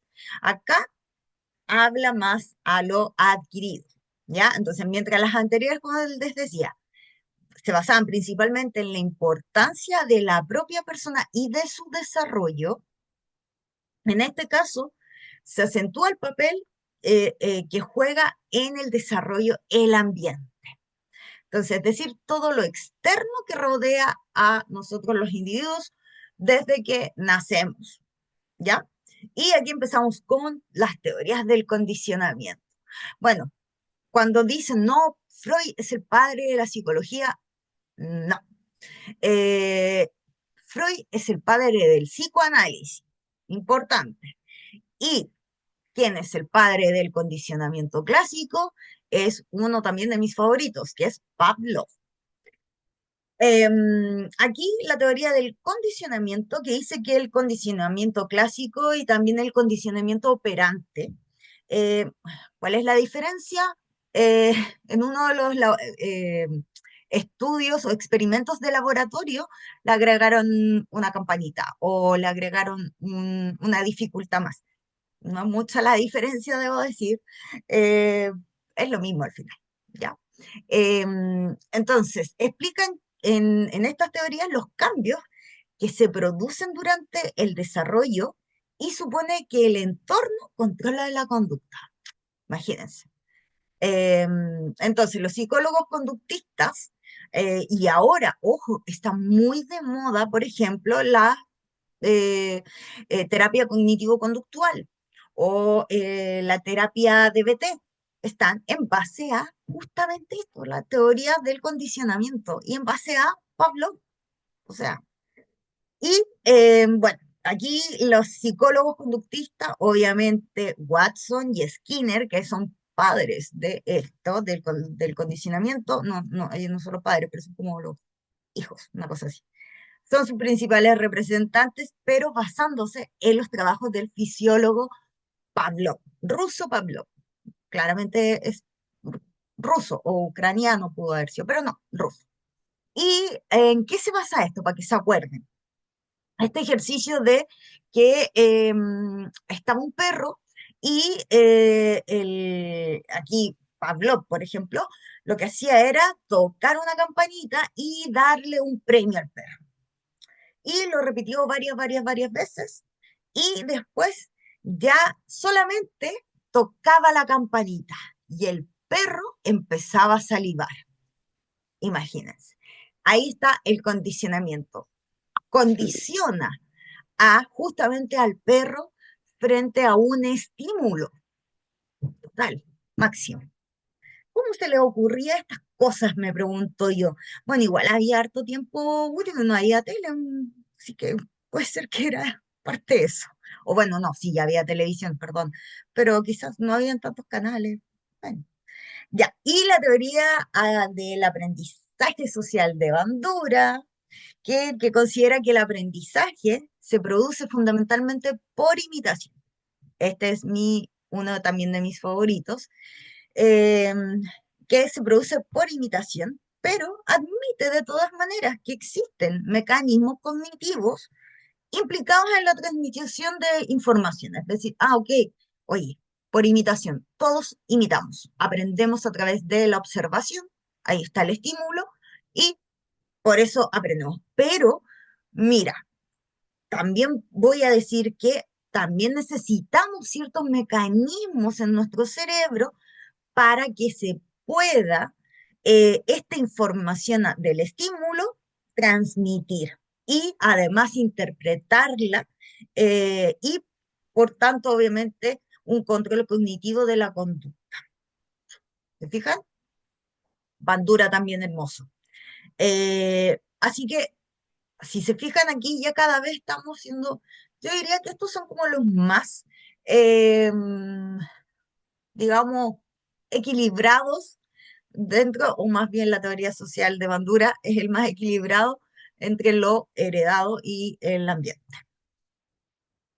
Las teorías cognitivas, aquí ahora vámonos a esta parte, que dice que estas teorías se centran fundamentalmente en el funcionamiento y el desarrollo de la mente, y que obviamente explican el desarrollo explican, perdón, los distintos aspectos del desarrollo en términos netamente cognitivos, ¿ya? Pucha, ya algo vimos la semana pasada acerca de la teoría constructivista de Piaget, y que esta teoría divide el desarrollo del niño en etapas o en estadios también, ¿ya? Me gusta eso de las etapas o estadios. Estas etapas, la verdad, las tenía en mi mente, pero se me fueron. Yo no soy tan amiga de Piaget, lo encuentro un total potente, porque Piaget es como el padre de casi de la educación, pero siempre se me olvida todo lo de él, menos la teoría constructivista, absolutamente. Y que dice que en los que estos van construyendo de forma activa su propio conocimiento y además se adaptan al medio a través de la asimilación. Estas dos palabras me gustan mucho porque la asimilación habla de la incorporación del medio al organismo y la acomodación de la modificación del organismo por el medio. Es porque me encanta de Piaget, que es la teoría constructivista, justamente. Y destaca la importancia de la creación de conductas y conocimientos no presentes en el sujeto en determinados, por ejemplo, momentos del desarrollo, y en captar el sentido de la experiencia con objetos en la resolución de problemas y en la influencia, obviamente, del medio social. Asimismo, también afirma que todo cambio evolutivo puede explicarse por factores externos o también internos al organismo, pero presta mayor atención a los internos. Entonces aquí, si se fija, habla más nos vamos para un lado, que es para lo interno, es decir, de lo heredado de alguna manera, pero no es heredado, sino más bien es como el proceso que va teniendo la persona en sí, ¿ya? Ay, se me fue. Entonces, Piaget se basa en presupuestos biológicos, justamente lo que les decía, observando una continuidad entre los procesos biológicos, los de adaptación al medio y el desarrollo propiamente psicológico obviamente, de la persona. Los de cognición social, me gusta porque, bueno, tengo un paper que se lo mandé a una persona aquí, que me lo pidió, y que es buenísimo, que habla justamente de esta teoría de cognición social, acerca también de la teoría de el desarrollo de la moral, y de Selman también, que de la teoría de las relaciones, que es buenísimo, me gustó mucho. Y bueno, en sí incluye las propuestas de Piaget, eso sí, salen de Piaget, respecto al importante papel de la persona en su propio desarrollo y también la importancia de la cognición en el desarrollo social de la personalidad. Y se centran en la comprensión de los pensamientos, las emociones y el comportamiento, tanto ajenos como los propios. Aquí habla mucho acerca de, ya, ok, una persona puede aprender sola, por ejemplo, no sé, a jugar fútbol. Bueno, el paper que tengo que habla justamente de eso, que me encanta ese ejemplo, que dice, sí, una persona puede aprender a jugar fútbol, pero solo, me refiero. Pero si juega con otras personas, va a aprender a jugar mejor. Entonces, de por sí necesitamos lo social. Justamente esto. Selman, ahí, seco. Y se centra en la comprensión de los pensamientos, las emociones y el comportamiento, tanto los propios como los ajenos. Y dentro de estas teorías, destacan la teoría de Selman, de las relaciones entre compañeros, y la teoría del desarrollo moral de Colbert, que también me gusta mucho. Y estas teorías de procesamiento de la información que me encantan porque la verdad es una teoría súper heavy y está súper actualizada a lo que estamos viviendo ahora, y que basándose en la forma en la que procesan la información los ordenadores, la palabra es un poquito antigua, los computadores, para entenderlo mejor. Estas teorías afirman que el ser humano maneja igualmente información en forma de símbolos que codifica, combina, almacena y devuelve al medio decodificados. Es bastante parecido a lo que habla la programación neurolingüística, por si acaso. Para los seguidores de estas teorías, el pensamiento y la conducta se construyen sobre una serie de procesos separados que manipulan y transforman representaciones codificadas. Es como, por ejemplo, la codificación de los estímulos es para cada uno distinto. Si yo les digo, piensen en un helado de vainilla, unos van a imaginar un helado, un cono de helado con la pelota de helado amarilla, por ejemplo. Otros van a imaginar un pote con salsa de chocolate encima y chubis y M&M y 20.000 cosas y galletas y cositas y de todo. Y otros se van a imaginar la casata de helado de vainilla. Ahí habla de justamente eso, de que todos codificamos y decodificamos, devolvemos de maneras distintas.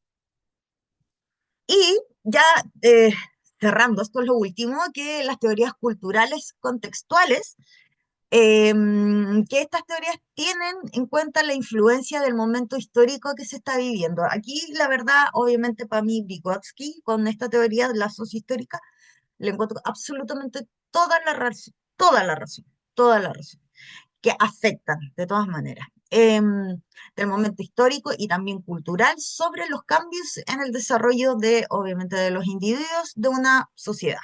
¿M? Y al limitar y orientar en muchos casos su conducta y también las estrategias de adaptación.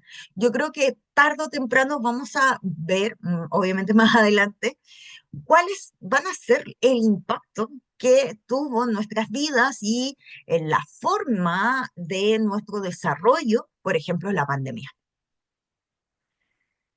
La teoría sociohistórica de Vygotsky, que dice que esta teoría pone el énfasis en la actividad y la interacción social como mediadores justamente del desarrollo y comprende el desarrollo cognitivo como un proceso de adquisición de la cultura. Obvio, porque va a afectar, no sé si sea al 100%, pero sí va a tener un impacto de alguna u otra manera. Y según el propio Vygotsky, el desarrollo humano no puede ser comprendido sin considerar la forma en que los cambios históricos y sociales afectan el comportamiento. Eso es totalmente cierto. Sí va a afectar. Y tampoco Vygotsky, eso es lo que me gusta también, no descarta las otras áreas que pueden afectar en nuestra vida. Aquí dice, no podemos dejar de lado los cambios históricos y sociales en el comportamiento. Ya, es la teoría ecológica de, nunca me aprendió este nombre, Bronfenbrenner.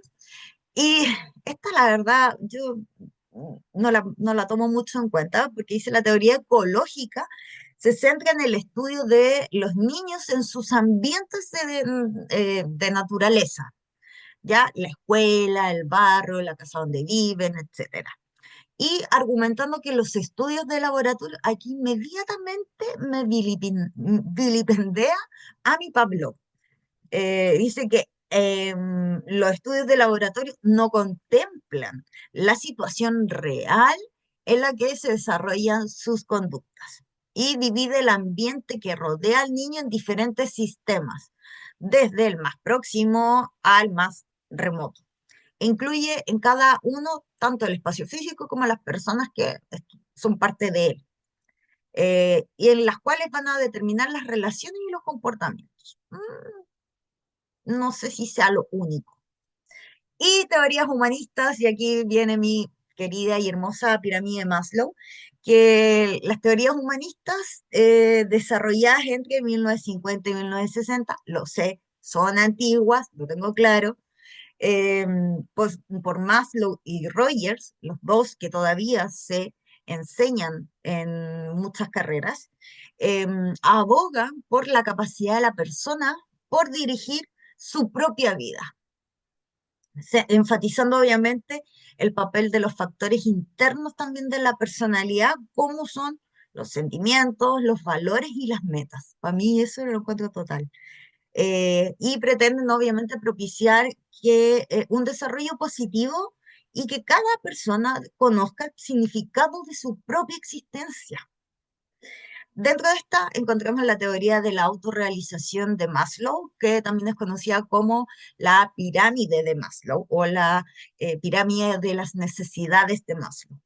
Y que desde esta teoría existe una jerarquía de necesidades que motivan el comportamiento humano. Una vez satisfechas las necesidades básicas o las de primer orden, que también se les llama, la persona ha de esforzarse por alcanzar las superiores o las de segundo orden, que se llaman.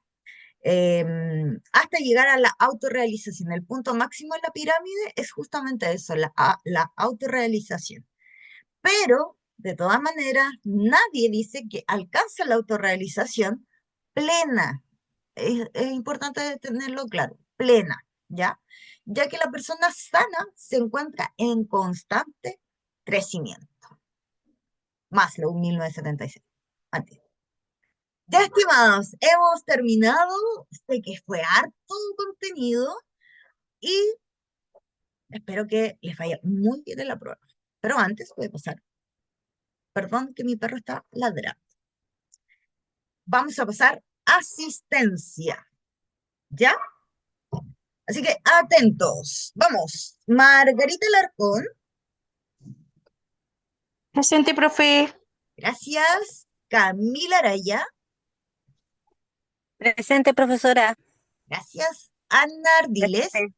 Ana Paula. Ana Paula, no. Juan Carlos Campos, creo que lo vi. Sí. Presente, señorita. Estamos. Gracias. Milva Cárcamo. Milva, ¿no? Licinia Córdoba. Presente. Gracias. María Consuelo Cubillos. Presente, profesora. Gracias. Nicole Díaz.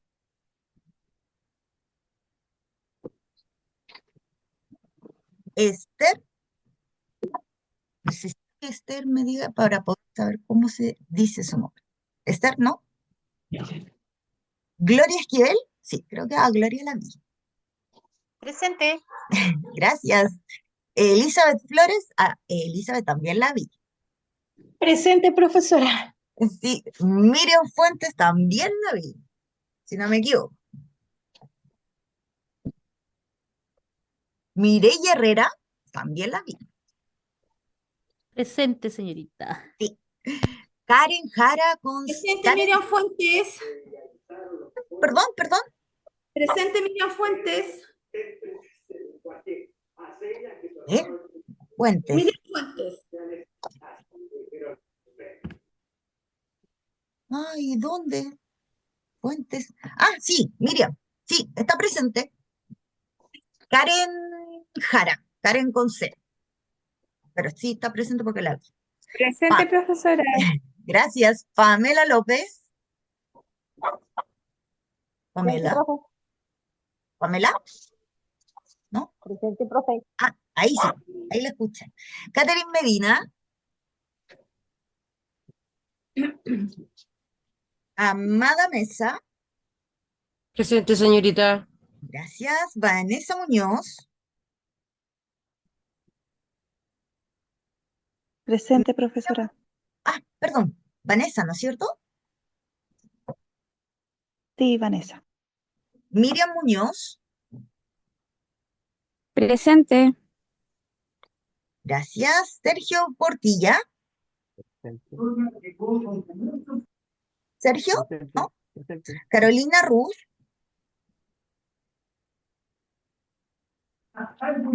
Jocelyn Tapia. Presente, profesora. Gracias. Yanina Vergara. Presente, profe. Muchas gracias. Y Karen Vidal.